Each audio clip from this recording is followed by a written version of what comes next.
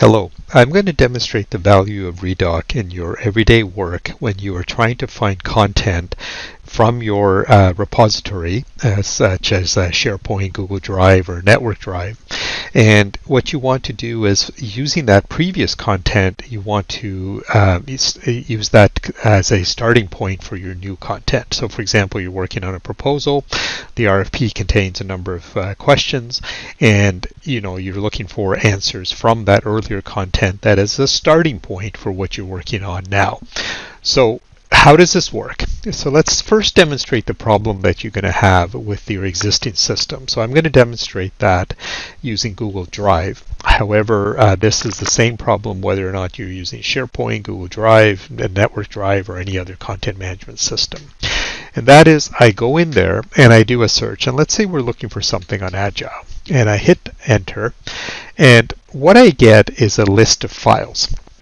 So at this point, now typically what happens? Now in my demo data here I only have a few files, but in reality any large organization that does a lot of content work is going to have tens, if not hundreds, or even thousands of files come up in a search result. Now if you're really lucky, maybe you right away will see a document that you recognize and you think like, okay, that's a good one, let me use that. However, the more likely situation is that you're not going to be familiar with it, and you can do a few things at this point. One of them is that you start opening the documents one by one, or the most likely documents, and trying to search within them. The second one is that you reach out to other people, so either colleagues on your team or to subject matter experts for help, and you ask them, can you help me with this? And then the third option is that you reach out to, again, subject matter experts and ask them to actually write the answer because you can't find anything, and you need some help to get it done. And subject matter experts, your other colleagues, everybody's busy, everybody's got a lot of stuff going on, and trying to get input from them is time consuming, it's frustrating for everybody. And then your fourth option is that you just rewrite it yourself because you're just out of time and you have to do something. So you haven't effectively leveraged the previous content that your organization has. So how can reDock help with this? So let's now look at that. Here we are now in reDock, and as you can see, this is a very straightforward interface. It's browser based and very simple to use, and we'll talk later about how how it actually works in terms of implementing it and so forth. But at this point, this is the interface, and I'm going to go and I'm going to do that same search now for Agile. And here now what you see presented is what we call segments or snippets of content. And the advantage here is that this is now in a form that is much easier for a human to review and to quickly get an idea on, is this useful content for them? Rather than, again, going back to, whether you just had file names and or in the other extreme where you actually have the entire file open, this is now presenting you smaller pieces of content that you and your team can quickly look at and say, yes, this is some value that I can get from this. And you as the person now can quickly scan through here and say, oh, okay, like some of this is interesting information, this is exactly what I'm looking for, and actually this segment up here is exactly the content that I need to work on in my new document as a starting point. So what I can do at this point is a few things. One of them is I can hit copy, and let's say my sort of target is going to be Word. I can just go and hit paste. This would be your new document, your new proposal. You would put that in there, and maybe you need to do a little bit of reformatting and so forth, but that's okay. Formatting is a lot easier to do than rewriting. So that's one option. The other thing that you can do at this point is open what we call our context viewer. And what this does is it opens a representation of the entire document so that you can do a few things. One of them is, maybe just looking at the segment doesn't give you enough information, like, which document is this, or is this valid for what I'm trying to do? And the other option is that you may actually have other content in this document that's very useful. So, as you can scan through it, you can say, oh, you know what, I want that one too. I'm going to hit copy. I'm going to go to my target document, and I'm going to hit paste, and now I can carry on doing my work. So that, in a nutshell, is the is the true value of reDock, is that it presents you the content in a way that is very useful and is fast and quick to understand and then to reuse.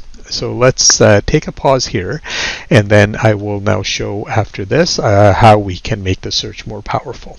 The first thing that you can do is you can also search specifically, for example, if you want to do PowerPoints, you can narrow the search just by adding the word slide. And what that does, of course, is it restricts the search to only PowerPoints or Google Slides. And the and you can do all of the same things that you could do with the other document, where you can hit copy. Now there is something here that I will mention, that due to a limitation from Microsoft, if you hit copy here, it will open it as a it will paste it as an image, I should say. So if you need to actually copy the original source slide, what you can do is just click on the file name here and open it up in PowerPoint.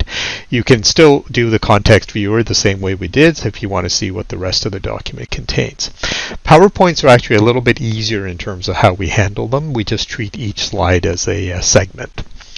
You can also do Boolean searches to make your search more powerful. So for example, by adding the plus sign, I am saying I am searching for agile, but it has to contain the word method or some derivation thereof.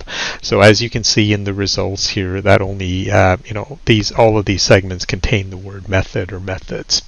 Conversely, I can, by putting the minus sign on, I can exclude segments that contain that word.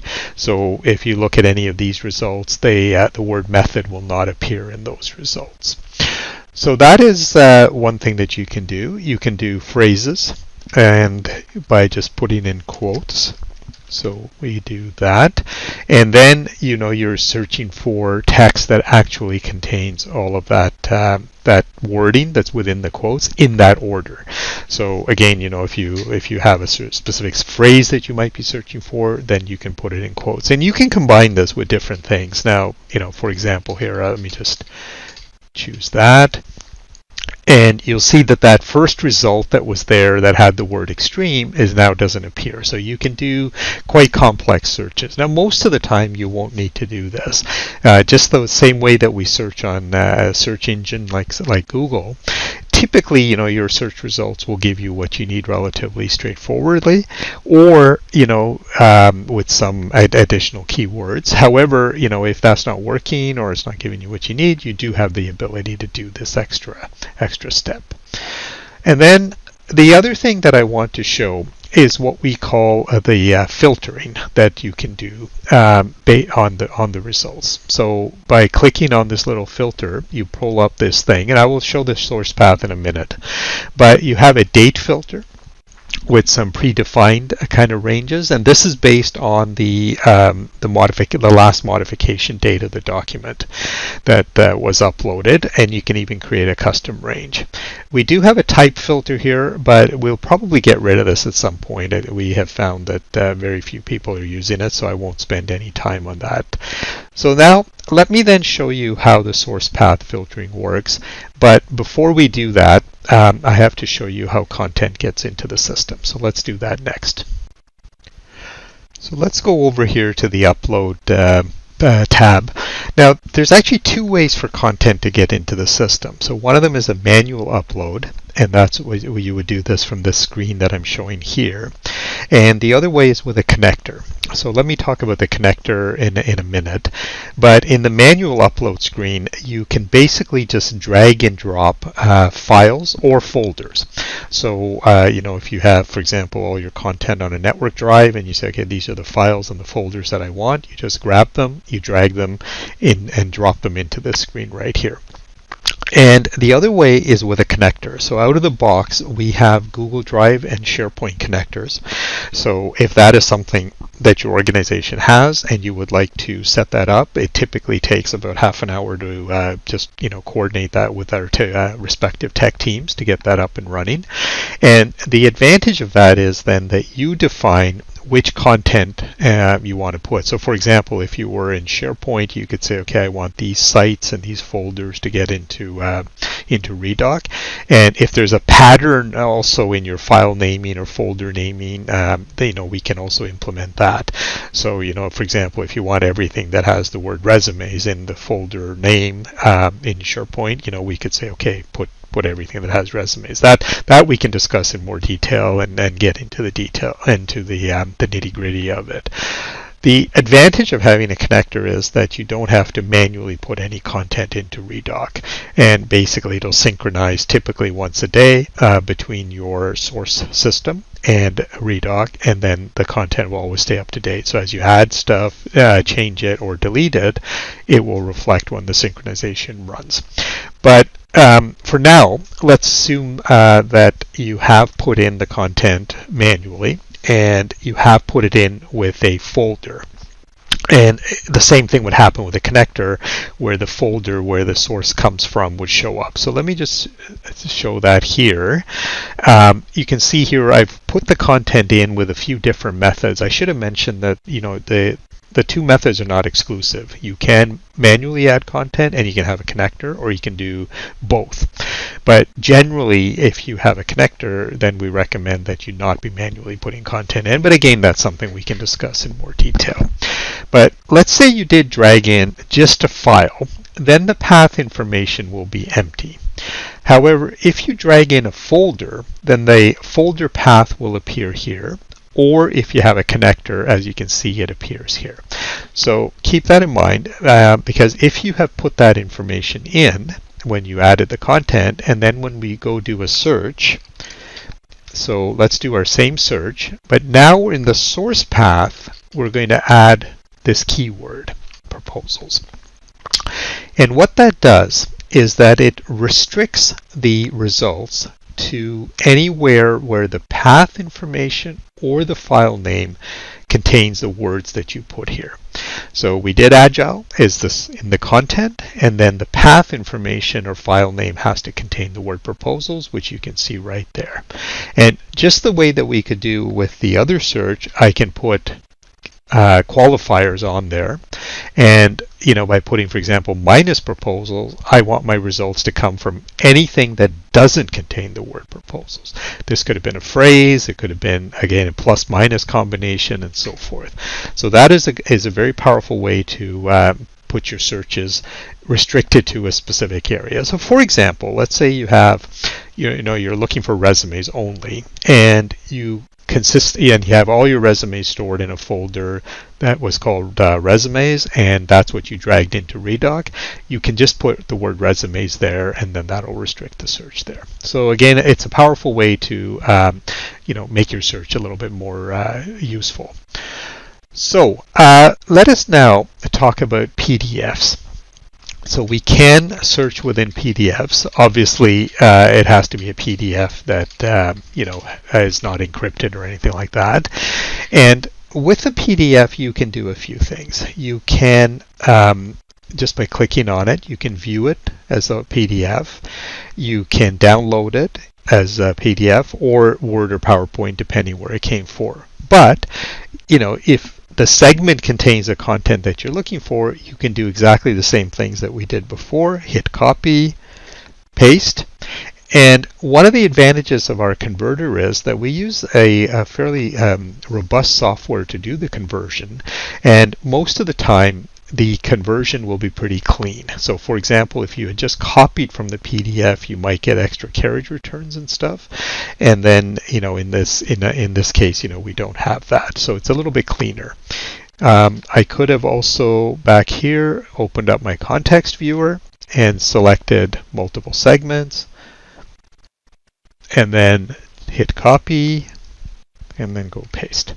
And that's all in there. And then you can do whatever modifications, reformatting and stuff is necessary. So that is what you can do with PDFs. And let me then also demonstrate two other capabilities, and then we'll talk a little bit about some other items. So one of them is what we call optical character recognition. Well, that's a term. And what we do is if you have images, that have text, then we will search within that image. So for example, it has to contain 32 characters or more, so we just don't bring up images with like very small numbers of text. But for example here, I did a search on Vista, and the word Vista is part right here of this image. Now, had I done this in Google Drive or in the slides, or sorry, not in slides, but in SharePoint, this would not have come up. So this is a good way, for example, things like org charts, project charts and stuff, if you want to search within them, that's a quick way to do that.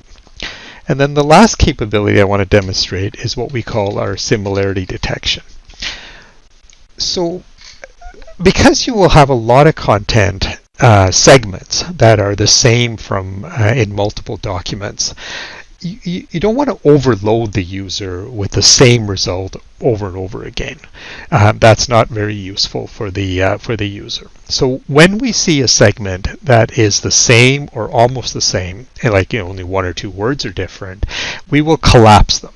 And then you will see here, for example, it says 2 similar results hidden. So you know that there's multiple segments, 3 in total, that are essentially the same as this. And what this allows the user to do is to quickly go through and find exactly what they're looking for and start from there. So I'm looking for these biographies on Bill Gates. I like, there's a number of different ones. There's a 1 paragraph, a short one, something a bit longer, and so forth. Now I go back here and I say, oh yeah, this is the one I like. I can hit copy, or if I really want to open them up, I can see what the differences are. Now we do have it on our roadmap to highlight those differences, but just here right now it says principal, and here is primary. So very little difference. Most of the time it's not going to really matter. So you can just grab the first result and work with it. So again, keeping with our philosophy of, make the content available to the user in a way that's quick for them to make a judgment on whether it's good content or not, and then copy it or open it up in a document or whatever and carry on from there. So that is the capabilities of reDock. Let me now switch over and talk a little bit about the administration, and then we can also talk about pricing. So in terms of administration, there's a tab right here, the setup tab, and there's a few things that you can do here. Now let me just first talk about users though. So users can have several different roles, and you have basically a user, an uploader, or an admin. And the way the differences between them are that admins can add and delete content, and they can add, modify, and delete users. Uploaders can, obviously admins can search the system and all of that. Uploaders can only add content. They cannot modify or change users, and they can't delete content. And then users can only use the system for searching. They can't do any of the other stuff with the files or with users. So like anything, your admins have, they have quite a bit of capability, and they, if they're not careful, they can actually cause quite a bit of damage to the content. But you would make sure that you pick your admins accordingly. Now, when I say about they could cause damage, especially if you have a connector, I do want to stress though that the only thing that somebody could do by mistake is cause problems in reDock. We do not go back to your system in any way. So you're not modifying anything in reDock that will, you actually never modify anything in reDock. If you did delete content here by mistake, it will not delete it from your source system, and so forth. So, it's not damage in the way that you're breaking anything in your master copy of content. However, it is still something that you want to be careful with your admins, because you don't want them deleting content that you now got to figure out, okay, where is that, and so forth. There is a connectors tab that goes back to showing the setup of the connectors, as I mentioned earlier. However, you as a admin or a user will not need this. This is more from a technical perspective, and there's really not much for anybody to do there. On the file statuses, you can basically, as I mentioned, you can delete content from here. So for example, if you added some content, you say, okay, I don't want that in there anymore, or you added by mistake, you can delete it. You can add content from the upload, and then it'll show up here and it'll show the status of the processing and so forth. And then under users, I should also mention that we would set up your first user, and then you yourselves would manage all your users after that. Your users are authenticated using your Microsoft ID. So you as an organization, if you, for example, have somebody leave, and even if you forget to remove them from reDock, once you have deleted them from your local authentication for your organization, they will no longer have access here. So that is the sort of the administration that you can do. There is also a help that contains a small knowledge base. I'm sorry, the demo version doesn't show that so well, but there is some various articles and stuff in there, and then you can create tickets and if you have any questions or issues or whatever. So that is also available. So let me now talk about pricing. All of this is available on our website.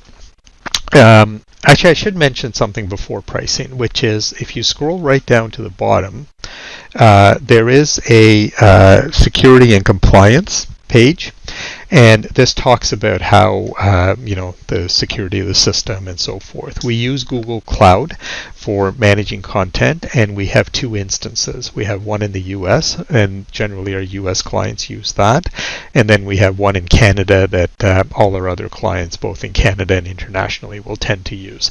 And again, that's just because of the way that they want to have content stored either in the US physically or not. However, going back to pricing, you can click on the pricing tab here, and like most SaaS companies, you have a choice of month-to-month or annual billing. Generally, our clients will start off month-to-month, and then typically after 6 months, a year, they say, you know what, we're really happy with the system. We don't want to, we don't want to be administering invoices every month and stuff. Let's just pay annually and save some money. So, however, just looking at it from a month-to-month basis, the pricing is, if you don't have a connector, then it's $90 per month, US dollars, of course. If you have a connector, it's $100 per month. And then you have all this other information here. Now, I should talk about, this is per what we call an active user. So this is very key.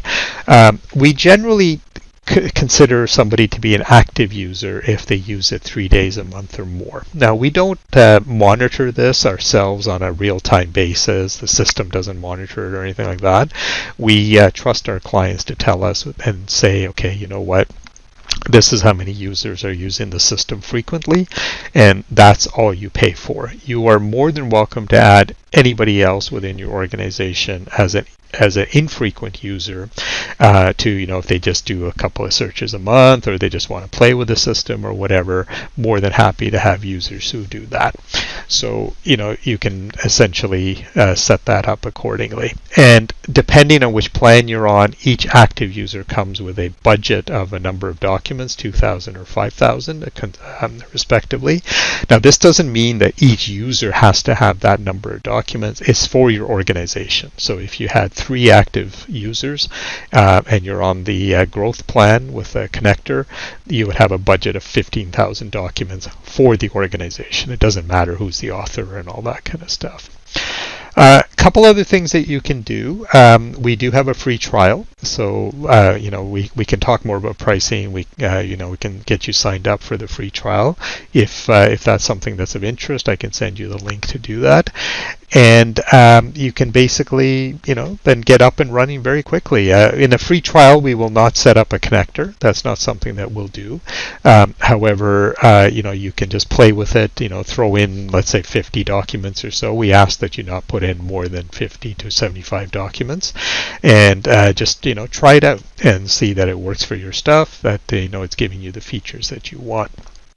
Now, let me just talk about implementation. The way the system works, it's very easy to get up and running. We've had people up and running in 15 minutes. It's really the processing time for the files, and depending how many files you have, that's what drives that. But the system itself is extremely simple to run. It's very easy to train people, as you can see. What the demo is. That's basically the training. And at the same time, you can get this up and running without affecting your current systems. You're not having to go from an existing system to us and get rid of the existing system, and that takes usually a lot of complexity, transitioning, and data conversion and all that. We're not doing any of that. So it's much easier to try the system and to start getting value from it very quickly.